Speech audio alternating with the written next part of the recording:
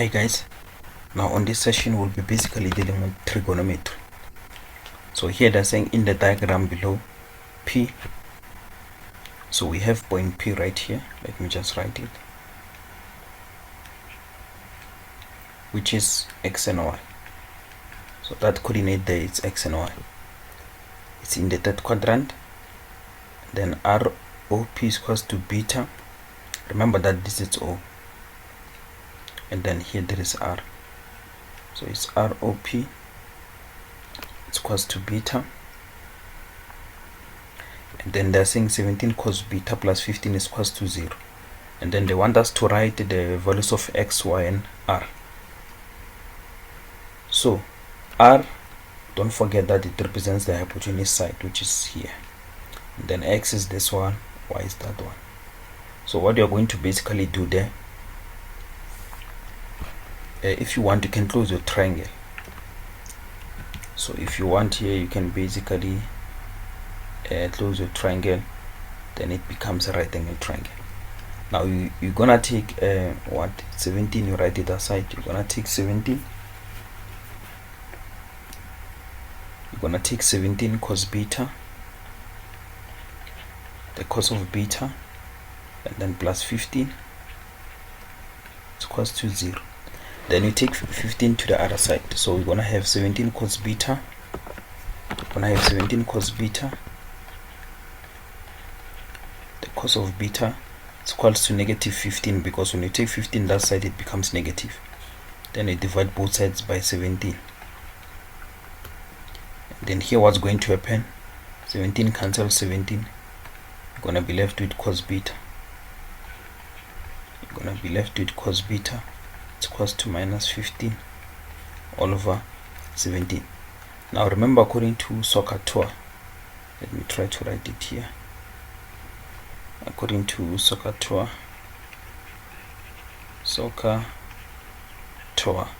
cos is adjacent over hypotenuse, so it's going to be adjacent over the hypotenuse side, right?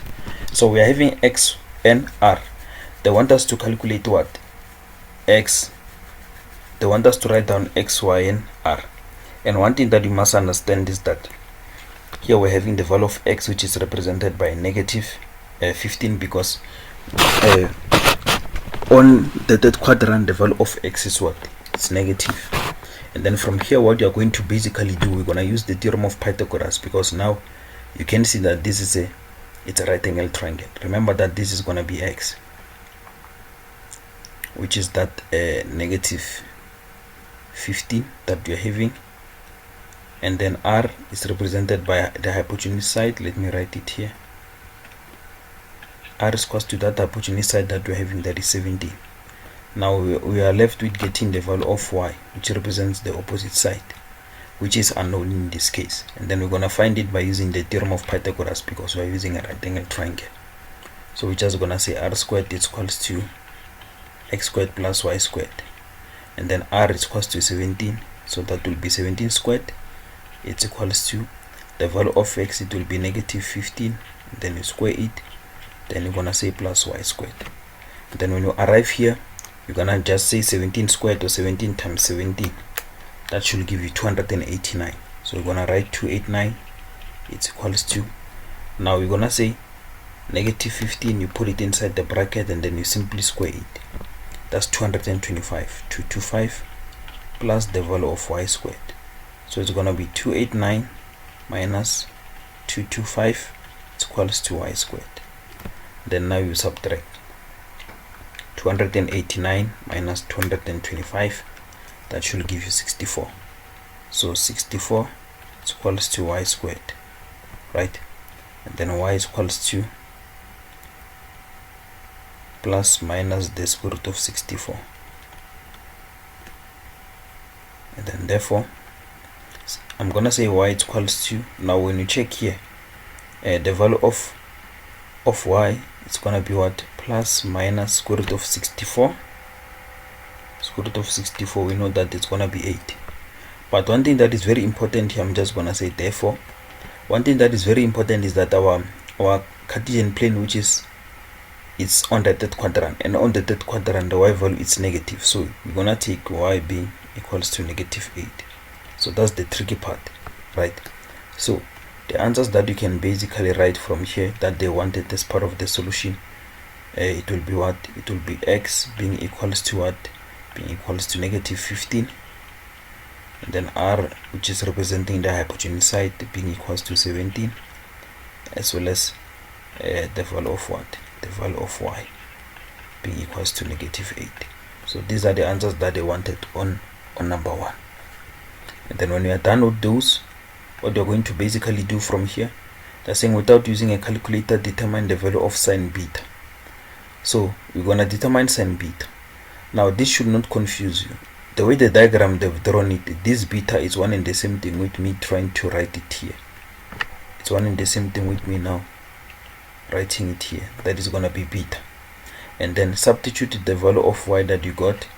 So my y value, I got -8. So here I'm going to write -8. Now since they want a sine beta, I'm just going to write it here. Let's write what is the value of sine beta. So number A, they want us to determine the sine of beta. So remember from soccer tour, sine is opposite over hypotenuse, right? So that's going to be opposite over the hypotenuse. Now don't forget that the opposite side we normally show it with y, and then the hypotenuse side to show it with r. So sine beta is equals to the value of y. We got what? We got -8. So that's going to be -8 all over the value of r, which is the hypotenuse side, the longest side on the triangle, which is going to be 17. I'm going to write 17. So it means that therefore the value of sine beta is going to be -8 over 17, right? And then now we are looking at getting the second question for number 2. They want us to get cos² multiplied by tan beta. So that will be cos² multiplied by what? Multiplied by tan beta. So one thing that is very important here, they said we must not use what? We must not use a calculator. So when we are not using calculator, we must use special angles. So I'm just gonna draw it here. We are having two types of special angles, which is gonna be the one that I'm drawing here, as well as the one that I'm just gonna draw here, right? So special angles, we know that that's gonna be what? 2, 30, 60, 1, square root of 3. This is 90 degrees. Then that's gonna be square root of 2, 45, 45, 1, 1, right? So since they want cos square 30, so cos square 30, you can write it as the cos of 30, and then you square it. So from soccer tour, write soccer tour here. It's very important. Soccer tour. So cos is adjacent of what? Adjacent of a hypotenuse. So it's going to be adjacent, which is represented by x, over the hypotenuse side, which is represented by r. And then you square it, right? And then you're going to multiply. And then you're going to multiply by the tan of beta. Now when you look at tan is giving us opposite over adjacent. So opposite, we know that it's going to be y, over adjacent is going to be x. Now from here, it's a matter of you now substituting. So the value of x here, remember I'm using special angles. I'm going to use a triangle of 30 and determine cos 30. 30 is this one, then cos is adjacent of hypotenuse. So it's going to be adjacent over hypotenuse, which is going to be √3 over 2. So here I'm just going to write √3 over 2. Then I'm going to square it, and then I'm going to determine tan beta, which is y over x, on the values that we got. Y over x, our y is what? It's -8. So I'm going to say -8 over the value of x, which is -15. Value of x, -15, minus 15. And they said we must not use a calculator. Now this can be written as you now writing √3 all squared, all divided by, it's going to be √3 all squared, all divided by 2 all squared. I'm now showing you what you need to do not with using a calculator. Multiply by, because bracket represent multiply by, then that should be 8/15. Why is gonna be 8/15? It's because this negative is gonna cancel that negative, and then here 2 cancel square root, right?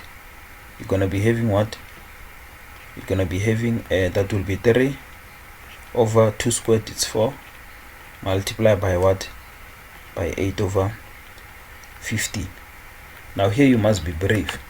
You must know how to multiply. So 8 times 3, because remember, when you have a multiplication sign, which is this one here, math says you multiply a numerator and a numerator, which is gonna be what? Which is gonna be us now saying 3 multiply by 8, 8, 16, 24. So it's gonna be 24 over, and then you're gonna say 4 multiplied by 15. It's gonna be 60. So the answer is 24/60, but that 24/60, it can be simplified into the furthest form, right? So 2 into 24, it goes 2 times.